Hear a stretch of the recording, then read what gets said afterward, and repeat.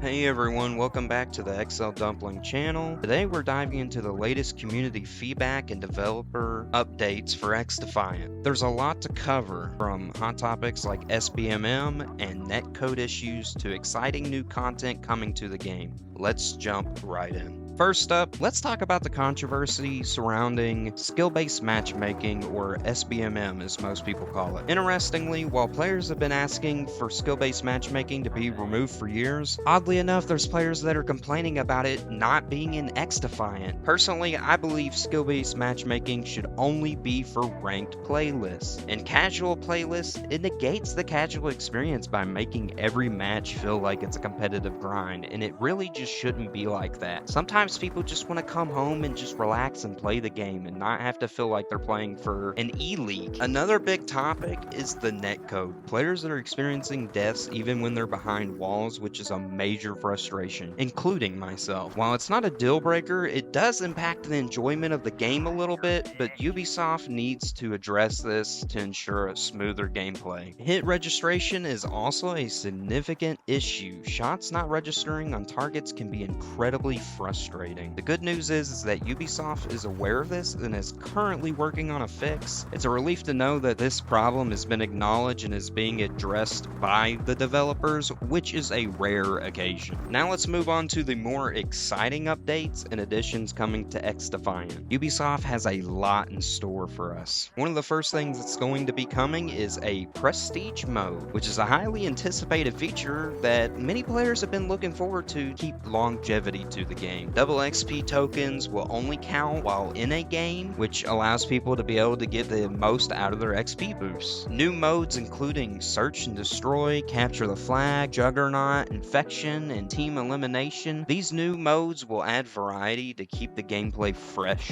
Headshots in the kill feed, a small but satisfying addition for those who love to see the precision shots acknowledged. One of the biggest kickers that will be coming is a trophy system to counter grenade spam, because the grenade spam in this game is atrocious. It is a much needed feature to balance the gameplay, especially for Occupy and any game mode that mainly has a stationary objective. This one's going to be a little bit more in the gray area. They are talking about adding mouse and keyboard support on console. I would say that there's a big division between that, and it's probably going to be about half of the people that actually want it and the other half that don't. But then again, many other games have this exact feature. There's also going to be more detailed stats in the barracks for those who love tracking their performance, which is going to be a great addition. Lastly, more reticles with different shapes and colors. Customization options like these are always appreciated by us, let's be honest. So there are a few maps that have actually been confirmed, but first we're just going to go through a list of them. So there are several maps on the horizon. Now these maps are not confirmed, so I'm going to go down a list and we were going to go ahead and go through these maps. We have Street Race, White House, Waterfront, Rockefeller, Sky Resort, Horvik, Himalaya, Bunker, Clubhouse, Aerospace, and then one that just says a small map. There's not really much more to it. Now we're going to go into the amazing thing. Now let's take a look at some of the confirmed maps that will be featured in XDefiant. We're going to have a closer look into these maps because we have actual footage of these maps to be able to see what they are. The map that first comes up is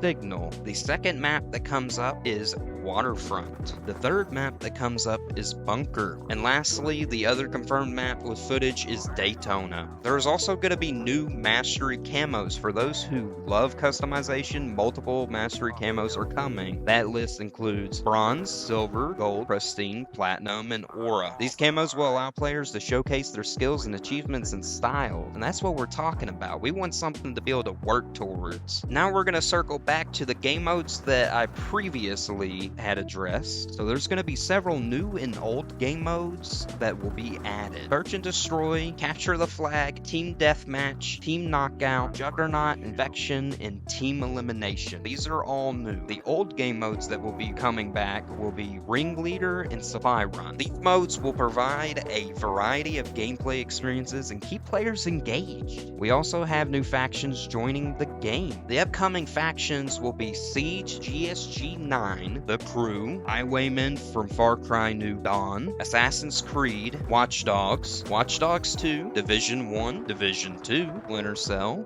Ghost Recon Phantoms. It's not exactly confirmed, but the possible characters from the GSG-9 include Jaeger, Blitz, Bandit, and IQ for those Siege fans out there. With the Highwaymen from Far Cry New Dawn, we'll also see a new map called Waterfront, so that will be coming along with that. Something that a lot of people have been asking for, which is crazy to think that it's not in the game, but you gotta give them time. We gotta let them cook. For those who love custom games, here's what you can expect. So you're going to be able to change the ultra charge speed in matches. Adjusting the ultra charge speed allows players to modify the pace of the game and create more dynamic encounters. Lose the round if payload starts to retreat. This rule can add a layer of strategy, forcing teams to focus on payload control. Turn off or on fail on retreat. This gives players the options to decide how retreating impacts the match outcome. Do not allow payload to retreat or allow. This setting can make matches more intense by ensuring constant forward momentum. Change the number of rounds for a match. Customizing the number of rounds can tailor the length and the intensity of matches to players' performances. Change warm-up time. Adjusting the warm-up time lets players fine-tune their preparation period before the action starts. Enable or disable heal around payload. This setting can balance the game by controlling the availability of healing during payload missions. Adjust payload speed 75/100%. Changing the payload speed affects the pace of the game and can be used to create more challenging scenarios. Enable or disable ultras. Allowing for disabling ultras can significantly change the dynamic of matches, adding variety to gameplay. Toggle overtime. Turning overtime on or off can influence how close matches are resolved. Change weather type, rain, sun, cloud. Weather settings can add an extra layer of immersion and challenge, affecting visibility and tactics possibly. We don't know yet. So all of these options will allow players to tailor their custom games to their preferences, adding even more replayability. So as some people may actually not know, XDefiant had released a roadmap a few weeks ago. We're going to go ahead and throw this up on the screen so you can look at it, and we're going to go through it. So we have Season 1 Ruby, 3 new guns, 3 new maps, and 90 tier battle pass. And that will be through every season. We got Season 1, Season 2, Season 3, and Season 4. By these seasonal updates, we can expect new arena and progression modes, ranked mode, private matches, caster cams, and various player protections and comfort features like a welcome list for beginners and practice zones possibly. Ubisoft is